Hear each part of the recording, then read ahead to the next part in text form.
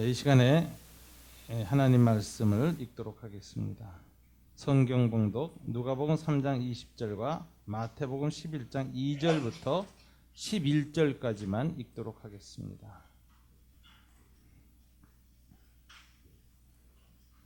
먼저 누가복음 3장 20절 한 절입니다. 다 같이 읽겠습니다. 그 이에 한 가지 악을 더하여 요한을 오게 가두니라. 아멘. 마태복음 11장 2절부터 11절까지 교독하겠습니다.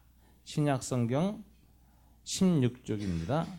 마태복음 11장 2절입니다. 요한이 옥에서 그리스도께서 하신 일을 듣고 제자들을 보내어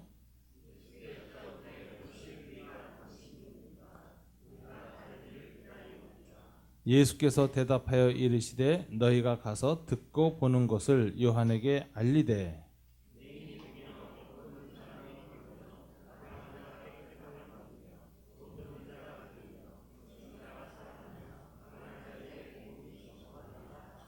누구든지 나로 말미암아 실족하지 아니하는 자는 복이 있도다 하시니라.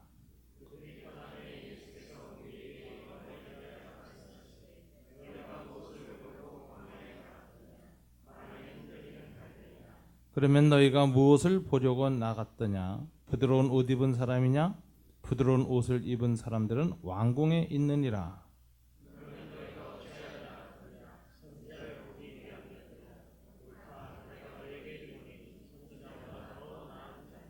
기록된 바 보라 내가 내 사자를 네 앞에 보내노니 그가 네 길을 네 앞에 준비하리라 하신 것이 이 사람에 대한 말씀이니라. 내가 진실로 너희에게 말하노니 여자가 낳은 자 중에 세례 요한보다 큰 이가 일어남이 없도다. 그러나 천국에서는 극히 작은 자라도 그보다 크니라. 아멘. 다시 한번 기도하겠습니다. 하나님 아버지 감사합니다. 오늘 이 아침에 주님 앞에 저희들이 경배와 찬양을 드리며 우리의 물질과 몸, 마음 다 주님 앞에 올려놓았습니다. 주님 앞에 올려놓은 저희들의 모든 것을 이제 주님이 빚으실 시간입니다. 특별히 말씀으로 저희들의 삶을 빚어주시기를 원합니다. 마음의 생각과 신앙의 모습과 내 영혼의 상태를 주님 말씀으로 빚어주셔서 말씀대로 살아갈 수 있도록 도와주시기를 원합니다. 또 주님 앞에 이렇게 새로운 공동체로 모인 광교산울교회를 말씀 공동체가 될 수 있도록 말씀으로 빚어주시기를 원합니다. 그래서 하나님의 뜻대로 행하는 공동체가 되도록 도와주시옵소서. 오늘 이 땅에 하나님의 뜻보다는 사람의 뜻대로 행하는 교회가 너무 많아서 주님의 영광을 나타내지 못하는 연약한 모습을 보이고 있습니다. 주님 우리 광교산울교회를 축복하셔서 주님의 말씀으로 빚어지고 주님의 뜻대로 행하는 공동체 되도록 주님 빚어 주시옵소서. 이 모든 것을 우리 주 예수님 이름으로 기도드립니다. 아멘. 오늘 누가복음 3장 20절에 보니까 갈릴리의 분봉왕 헤롯 안디바, 로마사에서는 헤롯 안티파스라고 불려지는 사람이 여러 가지 악을 행하였다고 기록하고 있습니다. 첫 번째는 개인적으로 부도덕한 악이었는데 자기의 동생 빌립의 아내 제수씨 헤로디아를 아내로 취한 것입니다. 또 두 번째 악이 있었는데 통치자로서 많은 악행을 또 행했습니다. 그래서 이 개인적인 부도덕과 통치자로서의 악행에 관하여 세례 요한이 선지자적 지적을 하였고 책망을 하였다 이렇게 되어져 있습니다. 그런데 3장 20절은 이 행한 모든 악 위에 한 가지 악을 더하였다고 했는데 그것이 뭐냐? 책망한 세례 요한을 감옥에 집어넣었다 하는 것입니다. 세례 요한을 감옥에 집어넣은 것은 더 얹혀진 악 이렇게 얘기를 해요. 그러니까 좀 더 중한 악이라는 것이죠. 왜 세례 요한을 감옥에 집어넣은 것이 개인적인 부도덕의 악과 통치자로서의 공적인 악보다도 더 무거운 악이 되었을까요? 이것은 세례 요한이라는 존재는 헤롯 안디바에게 어떤 사람이냐는 것입니다. 헤롯 안디바가 인정하든 안 하든 세례 요한은 하나님의 사자로 보냄을 받았습니다. 특별히 오실 메시아 왕의 길을 미리 여는 길라잡이로 보냄을 받은 사람입니다. 왕이 행차하기 전에 먼저 앞에 가서 왕의 길을 대로를 여는 사람으로 보냄을 받은 사람입니다. 그러니까 세례 요한은 바로 왕을 대변하는 사람이에요. 메시아 왕의 길을 미리 여는 사람이에요. 그런데 이 세례 요한을 감옥에 잡아 넣었다는 건 무엇을 말하는 것입니까? 메시아 왕의 통치를 방해하는 직접적인 행동입니다. 그래서 이 악은 어떤 악이냐? 하나님을 인식하고 그 사람이 하나님의 임재가 있는 사람이라는 것을 알고 그 사람을 거역하는 것은 하나님의 통치에 반역하는 것을 인식하면서도 자기의 정욕과 죄악 때문에 핍박하고 대적하는 자, 한마디로 하나님 나라에 대해서 직접적인 반역의 죄입니다. 우리가 이 땅을 살면서 하나님을 인식 못하고 하나님을 모른 채 죄 짓는 사람들 많이 있습니다. 자기 욕심과 정욕에 따라서 죄를 지어요. 그것도 하나님을 대적하는 죄긴 하지만 의식적으로 하나님을 향하여 눈을 부릅뜨고 대적하는 건 아니지요. 그런데 성경에 보면 가끔 하나님을 알면서 또는 하나님의 임재를 인식하면서 하나님의 눈 앞에서 하나님의 그 엄정한 눈길을 바라보면서도 악을 행하는 사람들이 있어요. 주로 예수 믿는 사람들이 이런 일을 많이 행합니다. 예수 모르는 사람은 이런 일, 악을 잘 안 범해요. 왜? 하나님 모르니까. 하나님 알면서도 자기의 욕심과 죄악이 너무 커서 양심의 가책과 신앙의 찔림을 당하면서도 자기 욕심대로 행하는 죄, 이게 하나님 앞에서 행하는 범죄입니다. 이 악은 다른 악과는 달리 훨씬 더 직접적으로 주님을 대적하는 아주 중한 악이라는 것을 우리는 기억해야 할 것입니다. 그래서 이제 이런 악은 누가 짓느냐? 예수 믿는 사람들이 짓습니다. 예수 믿는 사람에서 어떤 사람이 짓느냐? 세상에 대해서 기득권이 많은 사람이 지어요. 때로는 세상의 어떤 원칙과 세상의 풍조가 성경과 어긋나서 그것을 받아들이지 않고 거절하면 놔야 할 손해가 많은 사람들. 예수 믿는 것 때문에, 양심 때문에, 신앙심 때문에 손해를 많이 봐야 하는 사람들. 예수 안 믿는 사람들이나 또는 욕심이 많은 사람들이 행하는 방식으로 같이 행하지 않을 때 많은 박해도 당하게 되고 따돌림도 당하게 되고 소외도 당하게 되고 어려움을 당하게 되는 그런 사람들,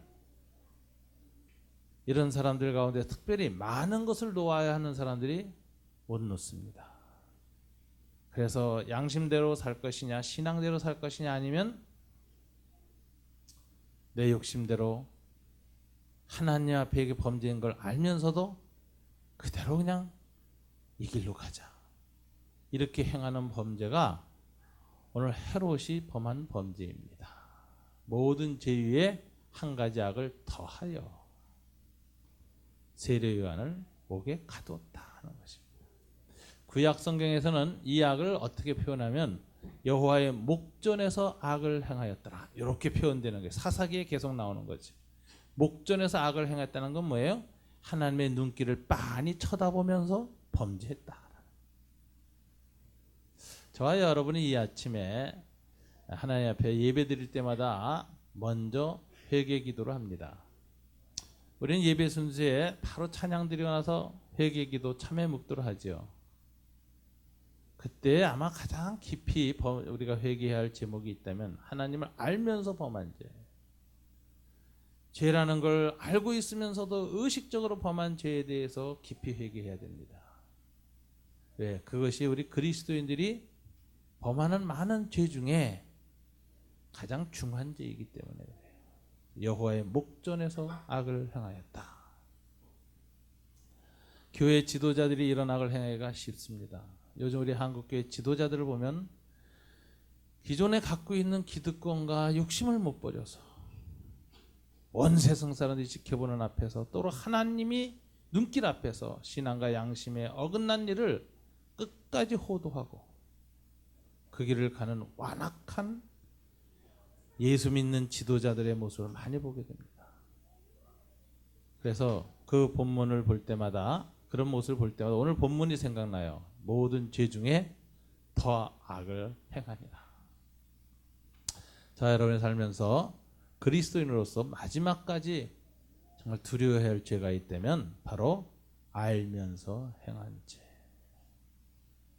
하나님 눈길 앞에서 신앙 양심의 찔림을 당하면서 범하는 죄를 범하지 않게 해달라고 기도하고, 범한 죄 중에서도 그런 부분이 있다면 가장 먼저 주님 앞에 내려놔야 합니다.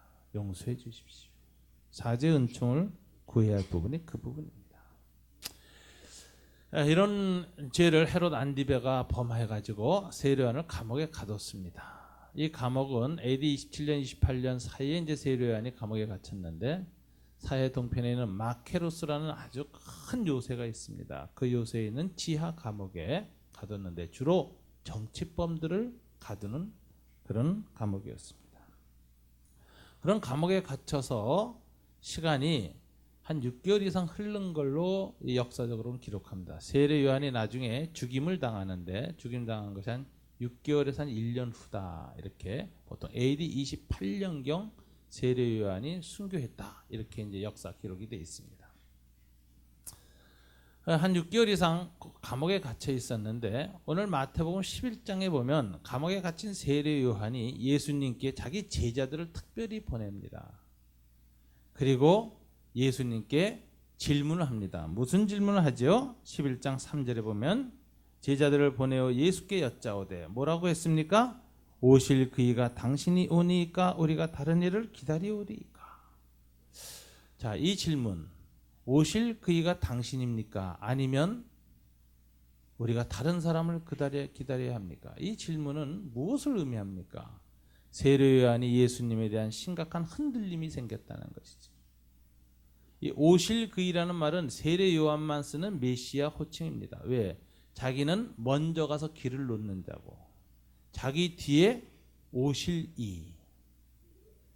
영어 성경에도 또 coming one 이렇게 돼 있어요. 오실 분. 이건 세례 요한만이 하는 표현이에요. 자기는 그분의 앞서가서 길을 놓는 자라는 확실한 선구자, 선지자적 인식이 있는 사람이 메시아를 바라볼 때마다 내 뒤에 오시는 이 간절히 기다립니다. 그런데 세례 요한이 감옥에 들어가 앉아 있으면서 깊이 생각하고, 또 특별히 오늘 이 2절에 보면 옥에서 그리스도께서 하신 일을 듣고 주님이 행하시는 그 모든 일들을 듣고 나서 제자들에게 최종 질문을 던지는 것입니다. 오실 이가 당신이 맞습니까? 아니면 우리가 다른 사람을 기다려야 합니까?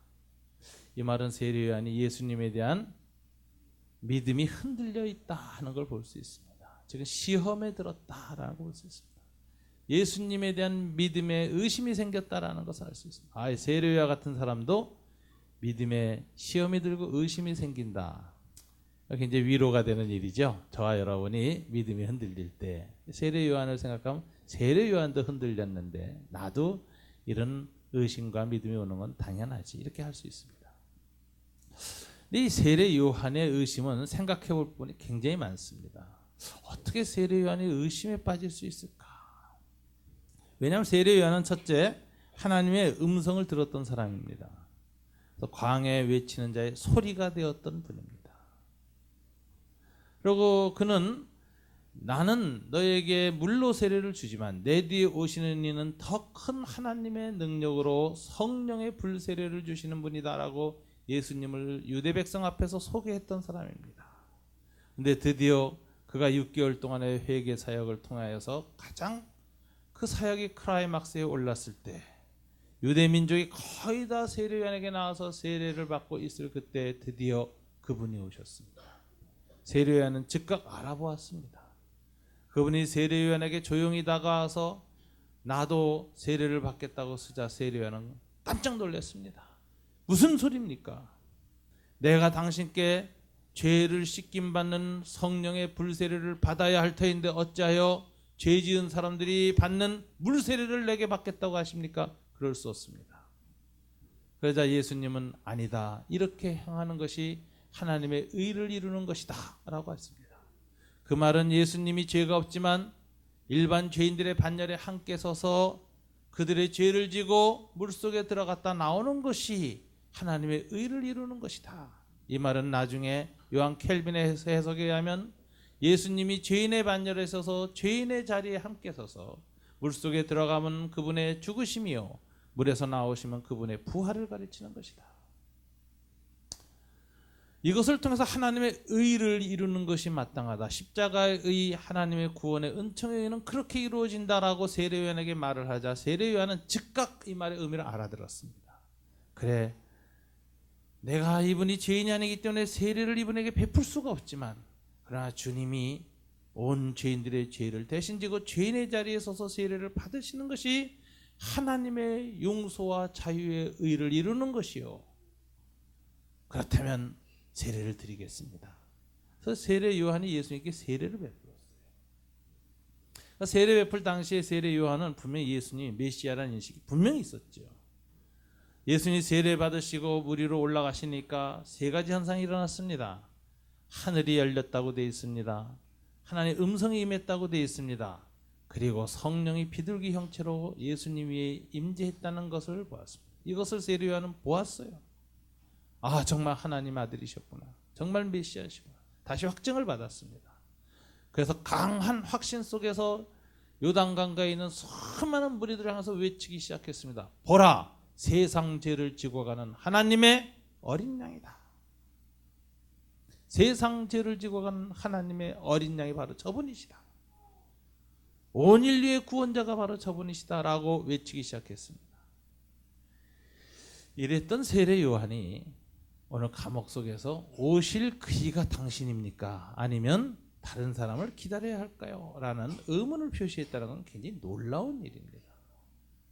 어떻게 그런 의심에 빠질 수 있단 말인가? 세례 요한의 의심의 원인이 무엇일까요? 왜 세례 요한이 이렇게 회의에 빠졌을까요? 어떤 분들이 이렇게 주석하는 걸 볼 수 있어요.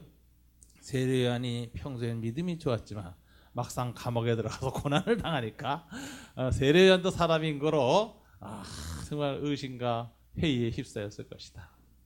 인간적인 측면은 상당히 그럴듯한 부분이다. 그렇죠. 아무리 믿음이 좋았던 사람도 막상 어려운 일이 당하면 흔들리고 회의가 오고 의심이 생기는 건 당연한 것입니다.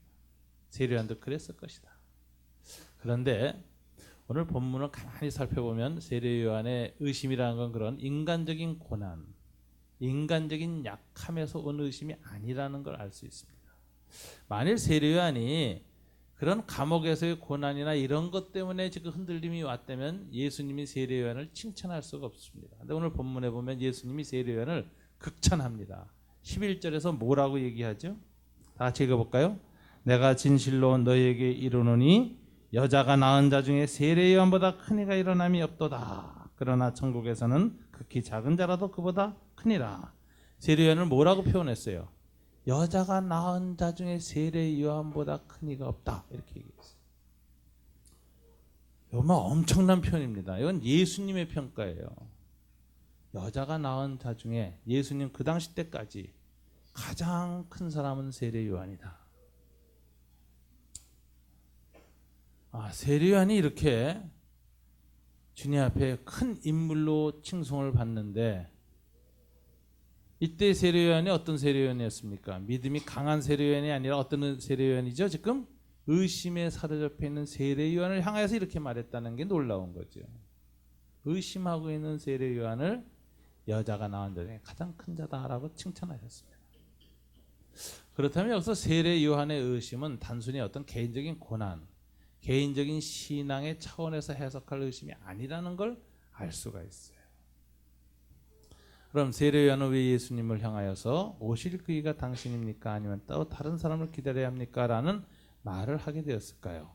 그 동기를 보여주는 게 2절에 나오죠. 예수님이 하신 일을 듣고, 이렇게 그리스도께서 하신 일을 듣고 제자들을 보내요. 자, 세례 요한의 의심은 그리스도께서 하신 일을 들었을 때 생긴 겁니다. 정말 저분이 오실 그분인가? 그분이 하신 일을 듣고 세례요한의 의심의 원인이 무엇인가를 보여주는 암시적인 말이 있습니다. 여러분 6절에 있죠. 다 같이 한번 읽어볼까요? 누구든지 나로 말미암아 실족하지 아니하는 자는 복이 있도다 하시니라. 세례 요한의 이 질문 앞에서 주님이 끄트머리 이렇게 대답하셨어요. 그럼 무슨 소리예요? 세례 요한의 지금 믿음의 실족, 삐끗하고 넘어지는 상태까지 왔는데, 넘어지 일보 직전에 왔는데, 이건 누구 때문에 실족했어요? 나로 말미암아 예수님 때문에 실족한 거죠. 그러니까 세례 요한이 지금 의심이 생긴 그 원인은 예수님입니다. 세례요한의 고난이나 환경, 감옥이 아니에요. 예수님 때문에 지금 실족하게 된 거예요. 예수님이 하신 일을 들을 때마다 세례요한은 실족하게 되는 거예요. 이거 도대체 어떻게 된 거지? 정말 메시아가 맞는가? 왜 그랬을까요? 그래서 이런 실족을 신학적 실족이라 해요. 예수님에 대해서, 예수님 때문에 온 시험이거든요. 우리가 여기서 한 가지 이해해야 될 것은 이런 것입니다. 세례 요한은 큰 자인데 무엇에서 큰 자인가? 오늘 주님이 말씀하시기를 이런 말씀을 합니다. 여러분 13절에 보면 모든 선지자와 율법이 예언한 것은 요한까지니. 모든 선지자와 율법, 이건 구약을 가리치는 표현이에요. 구약 성경을 선지자와 율법이라고 그랬어요. 이 구약의 모든 예언은 누구에게까지예요? 세례 요한까지다. 그러니까 세례 요한은 구약의 마지막 선지자예요. 구약의 측면에서는 가장 큰 선지자예요. 가장 큰 선지자로 세례 요한이 왔는데 이 가장 큰 선지자조차도 예수님에 대해서 실족하게 되는 부분이 예수님께 분명히 있어요. 아마 이사야나 예레미야도 왔어도 실족할 거예요. 모세가 와도 이해 못할 거예요. 예수님은. 그런 부분이 예수님께 있어요. 어떤 부분인가? 예수님은 그림을 좀 그려주세요. 구약의 예언자들의 예언에 따르면 예수님의 초림과 재림이 구약 예언에서는 나뉘어지지 않습니다. 여기 어떤 사람이 이제 바라봐요. 앞산이 뭐냐면 예수님의 초림이에요. 이걸 우리는 갈보리산 이렇게 얘기해요. 뒷산이 뭐냐? 예수님의 재림의 산이에요. 이걸 감람산 이렇게 말해요. 감람산에 재림하신다는 전승이 있죠. 그러면은 구약의 이사야나 예레미야 같은 사람들 다 예언할 때 뭐라고 예언했냐면은 메시아가 강림하신다라고 예언했는데 앞산 초림의 메시아와 재림의 메시아가 구분이 되지 않았어요. 우리가 저쪽에 서서 산을 바라보면서 겹쳐있는 산을 그림으로 그릴 때나 화면에 표시할 때 보면 앞산과 뒷산이 겹쳐 있습니다. 근데 여러분 그 영화 기법 중에 오버래핑이라는 거 아세요? 전 장면이 서서히 사라지면서 뒷장면이 들어오는 거 요즘은 안 쓰는데 옛날 영화에 많이 썼어요. 장면 전환할 때 오버래핑. 마치 오버랩된 것처럼 예수님의 초림과 재림이 함께 섞여서 한 평면상으로 예언을 했어요. 그래서 메시아가 오시면 사람들을 고치시고 회복시키시고 이렇게 하시지만 동시에 악인과 나쁜 놈들을 다 멸하시고 정의의 왕국을 세우시며 하나님의 의의 통치는 이 창조계까지 미쳐서 피조물까지 미쳐서 사자와 어린아이 함께 뛰놀고 독사를 쥐고도 아이가 물리지 않고 그래서 자연계까지 다 샬롬이 임하고 적대적 증오가 사라지고 공포가 사라지고 평화가 임하는 그런 완벽한 세상이 온다는 예언을 했는데 이 예언을 한꺼번에 뒤섞어서 해버렸어요. 순서가 없어요. 구약의 예언서들을 읽어보면. 그러니까 구약의 관점에서 메시아의 도래, 메시아가 오신다는 걸 내다보고 기뻐하는 사람마다 뭘 기대하느냐?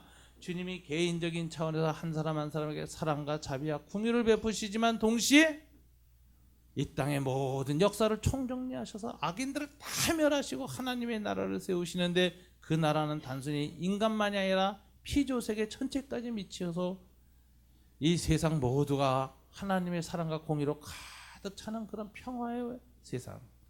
그래서 유토피아가 회복된다라는 이 메시지를 한꺼번에 막 했던 겁니다. 그러니까 세례 요한도 마찬가지예요. 주님에 대해서 구약의 선지자들과 율법의 마지막 선지자로 왔어요.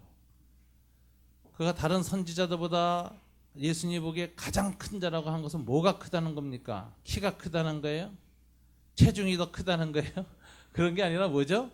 예수님에 대한 받은 바 계시가 크다는 거예요. 왜냐하면 이사야나 예레미야 같은 사람들은 다 멀리서 예수님을 희미하게 봤어요. 그러나 와서 눈으로 본 사람은 세례 요한이에요. 선지자와 이 구약의 모든 선지자들보다 가장 큰 하나님의 은혜를 받은 자, 가장 큰 하나님의 계시를 받은 자, 여자가 난 자 중에 이처럼 큰 은혜를 받은 자가 없다고 하는 사람이 누구냐? 세례 요한이에요. 근데 세례 요한도 한 가지 약점이 있죠. 예수님의 초림과 재림이 구분이 안 되는 거예요. 근데 이것은 예수님 당시에 모든 유대인들의 약점이었어요. 그 당시 모든 랍비들, 모든 예언자들, 모든 사람도 다 초림과 재림을 구분 못하고 있었어요. 근데 초림과 재림이 나뉘어진다는 이 메시지는 오직 누구만 했느냐? 예수님만 했어요. 구약의 선지자들이 알지 못했던 거예요. 세례 요한도 몰랐던 거예요. 그래서 초림과 재림 사이가 오늘날 벌써 얼마의 시간 거리가 있습니까? 2000년이죠. 2000년. 이렇게 멀 줄을 아무도 몰랐어요. 여러분, 이사야가 예수님을 예언했을 때는 몇 년이었습니까? BC 8세기 예언자잖아요. 800년 전에. 그런데 그보다 3배 가까운 시간이 예수님의 초림과 재림 사이의 시간이 벌어지지 아무도 몰랐어요. 이 시간이 얼마인지는 아무도 모릅니다. 지금 요게 언제 예수님 재림한다고 말한 건 다 거짓 선지자죠. 왜? 예수님이 승천하시면서 사도행전의 제자에게 뭐라고 말했어요? 그날과 그때는 아버지 외에는 아무도 모르나니, 이렇게 얘기하셨다. 주님이 재림하시는 그 날짜는 초림과 재림 사이가 몇 년이 될 것이라는 이 시간의 측정은 오직 누구만 하시느냐? 성자 예수님도 못해요. 부활하셔서 하나님 우편에 앉아 계시지만 그건 예수님의 관할이 아니에요. 오직 성부 하나님의 관할이에요. 성부 하나님께서 타이밍을 속으로 지고 계시다가 때가 됐다 그러면 주님이 재림하시는 거예요. 심판하러. 초림은 어떤 사역입니까? 사람들을 용서하고 치유하고 죄를 사하시는 사역이죠. 하나님의 사랑과 긍휼의 사역. 그래서 갈보리 십자가는 하나님의 사랑이 완성되는 사역입니다. 재림은 어떤 사역이죠? 우주적인 대심판이죠. 모든 불의와 악한 자들을 쓸어버리고 의로 가득 찬 세상을 회복하는, 이거 공의의 사역이라는, 사랑과 공의의 사역이라는 것 중에서 사랑의 완성은 초림 때 이루어지지만 공의의 완성은 초림 때부터 시작해서 언제 이루어져요? 재림 때 완성된다. 대심판을 통해서. 요 계시는 누구만 하느냐? 예수님만 하고 계시고, 요 초림과 재림이 나뉘어졌고 이 시간이 어떻게 된다는 것은 오직 누구만 하냐? 성부 하나님만 아세요. 그래서 이것을 하나님 나라의 신비라고 불러요. 하나님 나라가 그 전에 사람들 선지자들도 이해 못했던 신비로운 부분이 있다. 그래서 이것을 미스테리라고 그러는데, 이 미스테리온이라는 단어를 주님이 사용하신 게 어디지요? 비유 설교하실 때 마태복음 13장에 보면 천국을 비유로 하여 말씀하시되, 이렇게 말씀하셨는데, 그때 비유를 말씀하시면서 천국의 비밀을 아는 것이 너희에게는 허락되었다. 그래서 내가 비유를 설명해 주겠다. 이렇게 얘기를 해요. 제자들에게. 거기 천국의 비밀이란 말이 미스테리온, 천국의 신비예요. 이건 예수님만 갖고 있어요. 그래서 이거 어떤 신학자는 메시아닉 시크릿이라고 해요. 메시아의 비밀이다, 이렇게 얘기해요. 예수님만이 갖고 있다고. 이걸 아무도 몰랐어요, 그 전에. 그래서 세례 요한도 마찬가지였던 거예요. 감옥에 앉아서 예수님이 행하는 일을 보니까 이 일을 안 하시는 거야. 이 앞에 일만 하시는 거예요. 왜 로마를 무너뜨리지 않는가? 왜 헤롯 안티파가 사람들을 심판하시지 않는가? 이 땅에 정의를 실현하고 모든 악을 소멸하는 그 거대한 의의 전쟁을 왜 시작하지 아니하시는가? 종말론적인 그 거대한 정의의 싸움을 왜 일으키지 아니하시는가? 예수님이 하신 일을 감옥에 앉아서 계속 듣고 들을 때마다 의심이 생기는 거예요. 이거 왜 이러시지? 구약에 예언된 그 메시아가 아닌 것 같아요. 여러분, 이것이 구분되지 않을 때 많은 사람들이 예수님의 메시아 되심을 거부했습니다. 대표적인 것이 제자들이었죠. 제자들은 왜 예수님에 대해서 의심이 생겼고 불신이 생겼을까요? 마지막에 왜 다 도망갔을까요? 주님이 체포당하시는 걸 보시고 실망했어요. 죽으신 걸 보고 도마는 3일 동안 깊이 연구한 끝에 결론 내린 게 뭐예요? 예수는 절대 메시아가 아니다.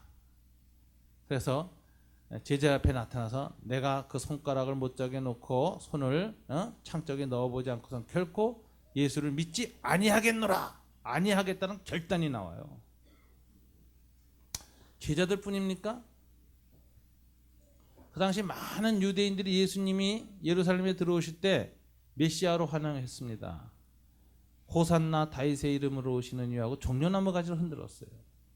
열광하던 그들이 왜 예수님을 차라리 예수보다는 바라바를 놓아주시오라고 마지막에 급변할까요? 그 이유는 딱 하나입니다. 그들이 기대했던 메시아는 두 번째 메시아였어요.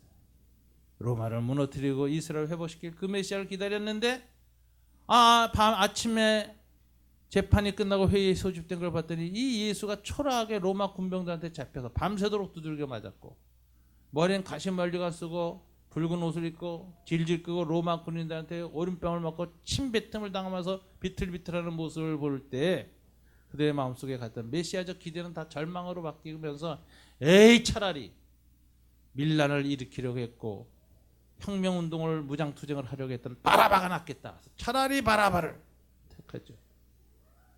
그 당시 많은 유대인들이 예수님에 대한 메시아 시험에 빠졌습니까? 초림과 재림이 구분되지 않았을 때다.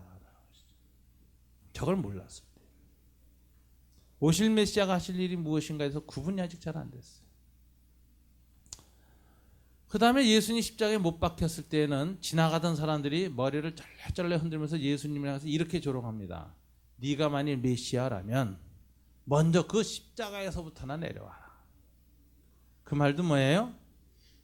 초림의 메시아, 십자가에서 죽는 메시아를 이해할 수 없었다. 그들의 메시아 관념 속에는 오직 전능한 권능으로 하나님의 능력으로 세상을 평정하는 왕인 메시아만 생각하고 있었어요. 네가 무슨 메시아냐? 제자들도 절망하고 돌아가서 다시는 믿지 아니하겠노라고 했어요. 세례 요한과 당대의 사람들 그리고 모든 예수의 제자들까지도 예수님이 메시아라면은 마땅히 이러셔야 될 거란 기대가 있었는데 예수님의 사역 중엔 그 기대가 무너뜨리는 행동을 하십니다. 그래서 정말 오실 그분이 당신입니까? 아니면 우리는 또 다른 사람을 기다려야 합니까? 라는 질문을 던질 수밖에 없는 그런 신앙의 위기에 세례 요한은 처하게 된 것입니다. 여러분, 그 예수님만이 메시아에 대한 새로운 계시를 드러내신 겁니다. 너희가 기대하는 메시아가 오긴 왔는데 두 번에 나뉘어서 온다는 거죠. 첫 번째 왔을 때는 사랑의 메시아로 와서 모든 사람의 죄를 용서하기 위해서 대신 십자가에 죽는 자로 온다. 인자가 온 곳은 많은 사람을 섬기려 하고 섬김의 완성으로서 자기 목숨을 많은 사람의 대속물로 주는 곳으로 위해서 왔다.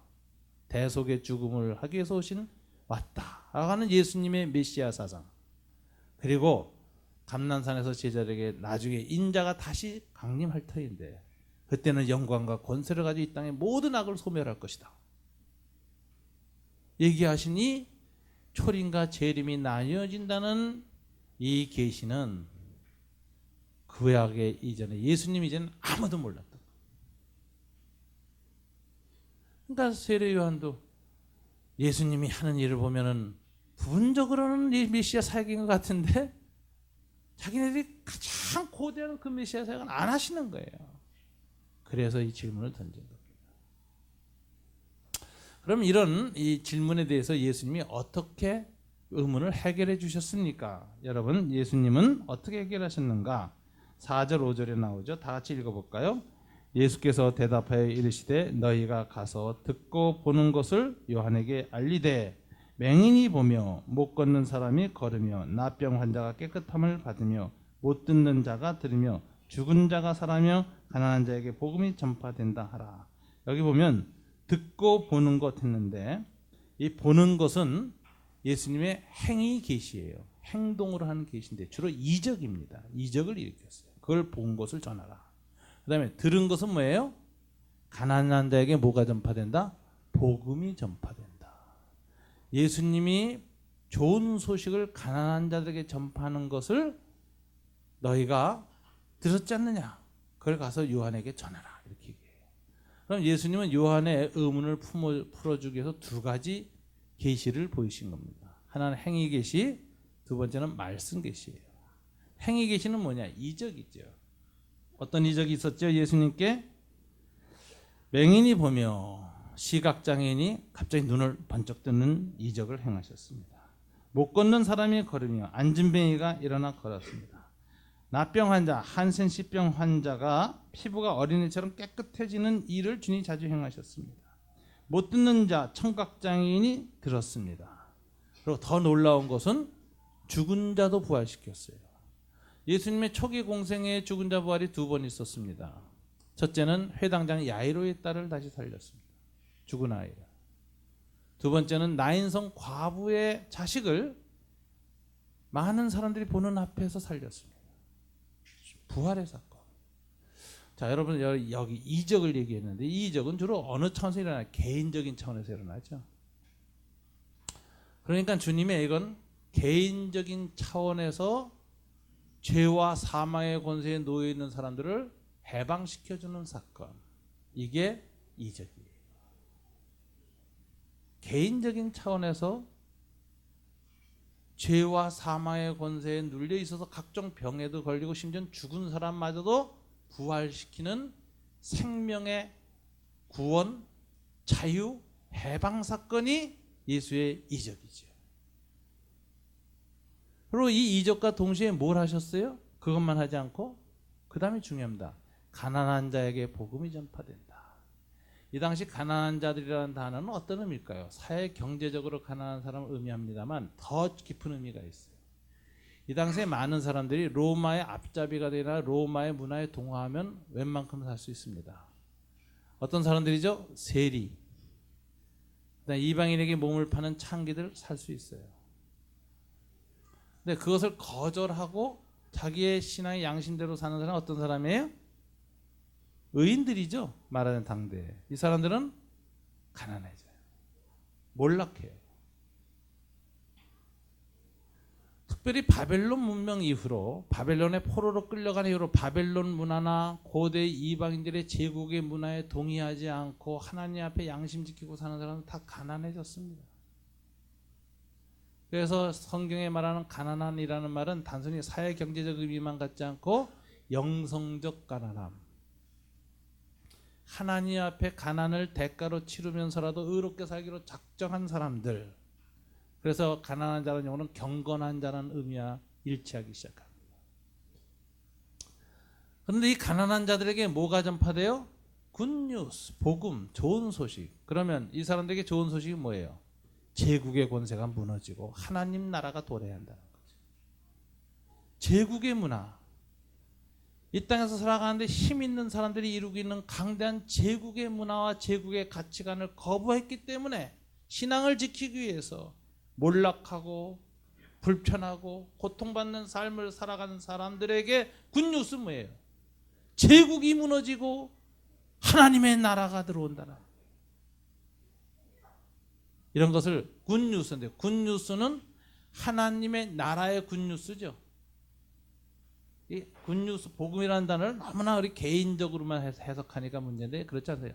굿뉴스는 The Good News of Kingdom of God. 하나님의 나라. 하나님이 다스림이 시작됐다는 굿뉴스예요. 그러니까 하나님의 다스림이 시작되어져서 하나님의 의의 군대가 전쟁을 하면서 전선을 확대하면서 들어올 때 적국에 있던 사람들, 어둠의 권세, 사탄의 권세에 지배에 있던 사람들은 다 병 걸립니다. 귀신 들립니다. 그죠? 그 다음에 때로는 죽습니다. 그런 상태에서 어둠과 죽음의 세력의 노예가 되어 있던 사람들에게 빛의 군대가 들어와서 전선이 딱 바뀌어서 빛의 영역, 하나님의 영역으로 들어가면 어떻게 됩니까? 이들이 해방되지요. 개인적인 차원에서 눈이 뜹니다. 안진뱅이가 일어납니다. 귀머거리가 들립니다. 문둥병자의 몸의 피부가 깨끗해집니다. 심지어는 죽은 사람도 살아납니다. 여러분, 이것을 그래서 어떤 분은 했어요. 예수님의 치유 이적들, 예수님의 개인 차원에서 행한 이적들은 어떤 의미냐? 하나님의 나라가 곧 들어오고 하나님의 군대가 진격을 시작한다는 조명탄이다, 이렇게 얘기했어요. 조명탄이 탁 터지면 공격이 시작됩니다. 공격이 시작되면서 어둠의 권세에 있던 사람들이 풀려나는 순간에 그들의 모든 아픔 이런 것들은 다 벗겨지기 시작합니다. 유대인 포로 수용소에서 비참하게 죽어갔던 사람들에게 연합군이 들어갔을 때 일어난 사건이에요. 그들이 해방을 당하기 시작합니다. 개인적인 차원에서 해방이죠. 그러나 하나님의 해방은 거기에서 끝나지 않습니다. 사회적으로 제국의 질서를 무너뜨리고 하나님 나라의 질서가 다시 들어옵니다.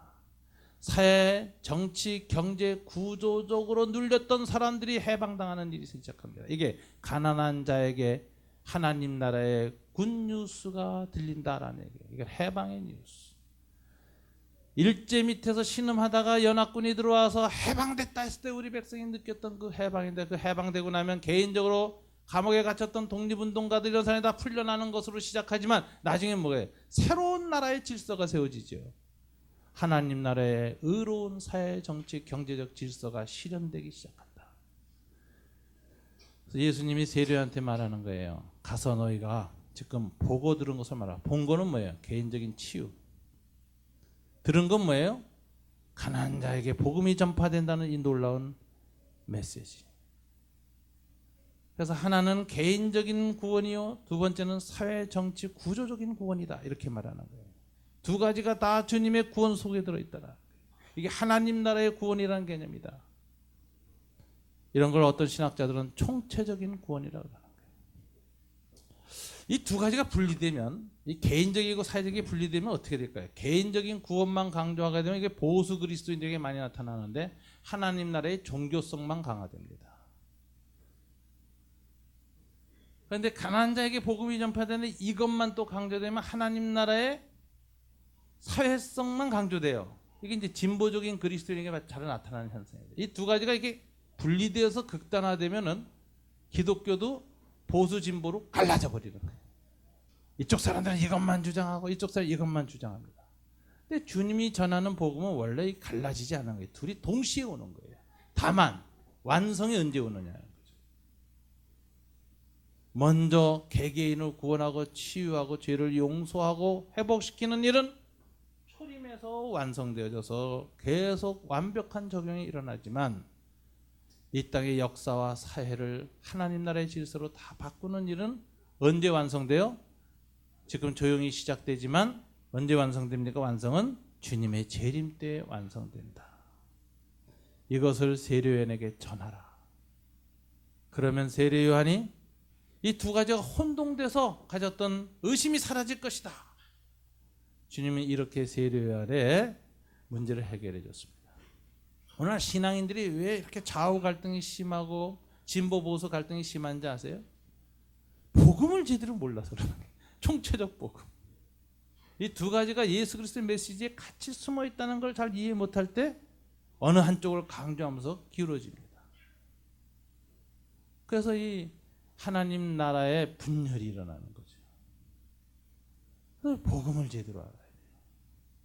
예수님이 세례요한에게 전한 이 복음의 의미를 정확하게 알고 어떻게 주님이 가르치셨는가, 그걸 깨달아야 됩니다. 우리가 이 본문을 보면서 주님이 세례요한은 여자가 낳은 자 중에 가장 큰 자다라고 말하면서 그 다음 기절이 굉장히 우리에게 의미심장한 적용이 되는 기절입니다. 뭐라고 말씀하셨어요? 11절 다 같이 읽어볼까요?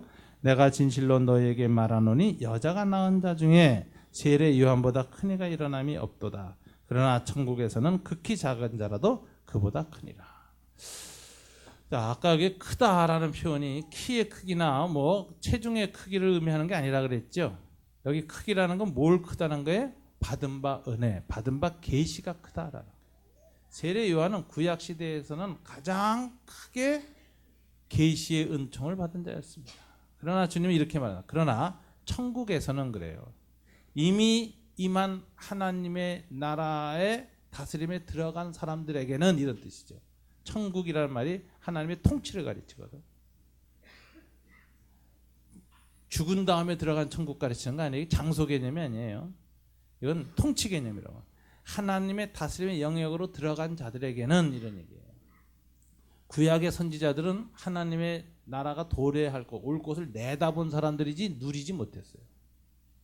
세례 요한은 막 들어오는 걸 보기만 봤지 문 입구에서 죽었어요. 하나님 나라 문은 언제 열려요? 예수님이 십자가상에서 죽으심으로 열린 거예요. 죄를 용서함으로써. 그래서 그 이후로 그 복음을 듣고 들어간 자들은 이게 천국에 있는 자들이에요. 그럼 저와 여러분은 어디 있는 자예요? 천국에 있는 자죠. 우리는 제국의 자리에 있지 않고 천국의 자리에 있다. 세상 왕국의 통치를 받지 않고 하나님의 다스림을 받는 천국의 영역으로 들어왔다. 이렇게 들어온 사람들은 아무리 작은 자라도, 믿음이 가장 작은 자도 누구보다 크다? 세례 요한보다 뭐가 커요? 받은 바 은혜와 계시가 크다. 왜? 예수님의 초림과 재림을 깨달았어. 세례 요한이 도대체 깨닫지 못했다. 구약 선지자들이 못 깨달았던 거예요. 그러나 오늘날 천국에 들어온 저와 여러분은 예수님에 대한 받은 바 계시가 그 누구보다도 큽니다. 이미 은총을 크게 입었어요. 그래서 여러분들의 믿음에 대해서 프라이드를 좀 가지세요. 내 믿음은 왜 밤낮 이런가 생각하지 말고 내 믿음은 적어도 세례 요한보다 크다. 구약의 어떤 선지자보다 내 믿음이 더 큰 은총과 계시를 받았다. 큰 은총과 계시를 받은 사람일수록 그에 합당한 믿음의 반응이 필요합니다. 뭐죠? 하나님의 다스림에 대해서 순종하자. 하나님 나라에 들어간 자는 들어가서 반역하는 건 더 큰 죄입니다. 그래서 하나님 나라에 들어간 자는 이미 받은 은총이 크니 은총에 합당하게 더 순종하자. 제국의 신민이 되지 마시고 천국의 신민이 되십시오. 세상 나라의 식탁에 앉지 마시고 주님 나라의 식탁에 앉으십시오. 세상의 가치관과 질서를 따라 살지 마시고 하나님의 가치관과 질서를 따라 사십시오. 이게 하나님 나라에서 지극히 작은 자들이라도 마땅히 해야 할 삶의 방식입니다.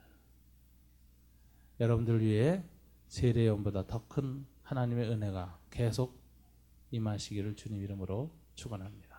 기도하겠습니다. 하나님 아버지 감사합니다. 예수님으로 말미암아 수많은 사람들이 실족하였었습니다. 그러나 하나님 은혜로 저희는 주님의 다스림의 영역 안에 들어서게 되었고 말씀과 성령의 통치를 받게 되어 주님에 대해서 실족하지 않을 수 있는 은혜를 베푸신 걸 생각할 때 감사합니다. 구약의 모든 선지자들보다 세례 요한보다 더 큰 은혜를 주님이 저희들에게 주셨습니다. 그럼에도 불구하고 여전히 큰 반역을 행하는 저희들의 연약함을 긍휼히 여겨주시기를 원합니다. 이 시간 하나님 앞에 큰 은혜를 받은 자로서 은혜에 합당한 삶을 살도록 도와주시기를 원합니다. 날마다 말씀의 통치를 받게 도와주시옵소서. 말씀과 함께 임하시는 성령의 다스림을 받게 도와주시옵소서. 그래서 이 땅의 세상 나라들의 권세와 그 가르침과 그 이데올로기에 무릎 꿇지 않게 도와주시기를 원합니다. 오직 하나님의 말씀과 가르침 속에서 세상을 분별하고 구별된 삶을 살 수 있도록 축복하여 주시옵소서. 그런 자들에게 주님이 개인적인 차원에서 병을 낫게 하시고 귀신을 쫓으시며 죽음에서부터 영원한 생명의 은총을 더하시는 은혜가 계속 임할 것을 믿습니다. 우리가 이 땅을 살아가면서 불의한 사회, 정치, 경제적 구조에 대해서 주님 앞에 안타까워하며 복음을 전파하고 주님 나라 임할 때까지 하나님 나라가 하늘에서 이루어진 것처럼 이 땅에서도 이루어지도록 고군분투하고 노력할 수 있도록 도와주시기를 원합니다. 그와 같은 삶을 사는 데 있어서 두려워하지 않게 하시고 물러서지 않게 하시고 성령의 능력과 하나님 말씀으로 담대히 강하게 나아가게 도와주시기를 원합니다. 가나안 땅엔 여전히 큰 성들이 있고 거인들이 있고 제국의 권세가 있지만 오직 여호수아와 갈렙처럼 믿음으로 디딜 수 있게 도와주시기를 원합니다. 믿음으로 우리의 삶의 영역의 발걸음을 디딜 때마다 세상 세력이 우리 발밑에서 밥처럼 흙처럼 먼지처럼 부서져 나가도록 주님 그 능력으로 함께하여 주시옵소서. 이 모든 것을 우리 주 예수님 이름으로 기도하옵나이다. 아멘.